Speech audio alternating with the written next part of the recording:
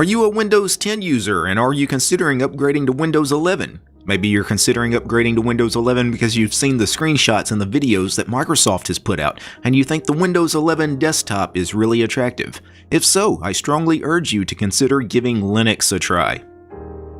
Many Linux desktops are absolutely stunning in their beauty, such as the Linux desktop I'm currently showcasing.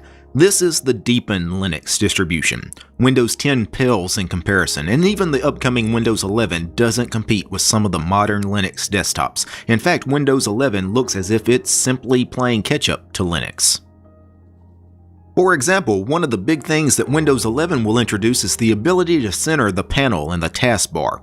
Linux has had this ability for more than 2 decades. In Deepin, you have the choice of a centered floating panel, or you can right-click on the panel and go to Mode and choose Efficient Mode to go back to a more traditional panel which takes up 100% of the width of the bottom of the screen.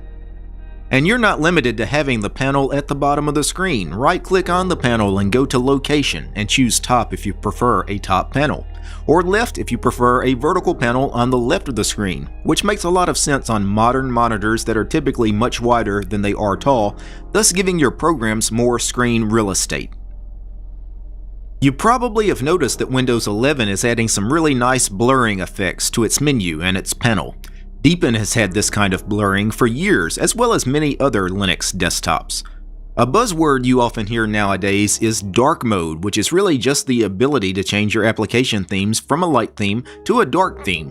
While Windows and Mac are just now addressing this, Linux has allowed its users to set dark themes for nearly 30 years. In Deepin, you simply open the control center and go to Personalization, and then choose Dark. Do you want to change the opacity of the menus and the panel? You can do that as well. Set it to 1.0 for fully opaque, or to 0 for fully transparent, or anywhere in between. Some of the applications themselves have opacity settings that you can adjust, such as the Terminal application.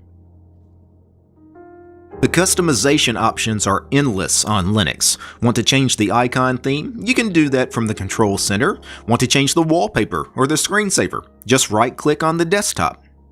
Probably the biggest advantage of using Linux is the freedom given to the user. The operating system is yours to do as you please. You can add or remove software, you can change desktop environments, you can even change from one Linux distribution to another. You have that freedom.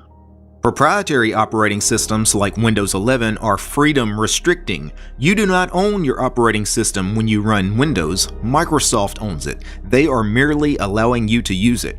So if you are currently on Windows 10 and are unsure where to go, maybe it's time to try out Linux.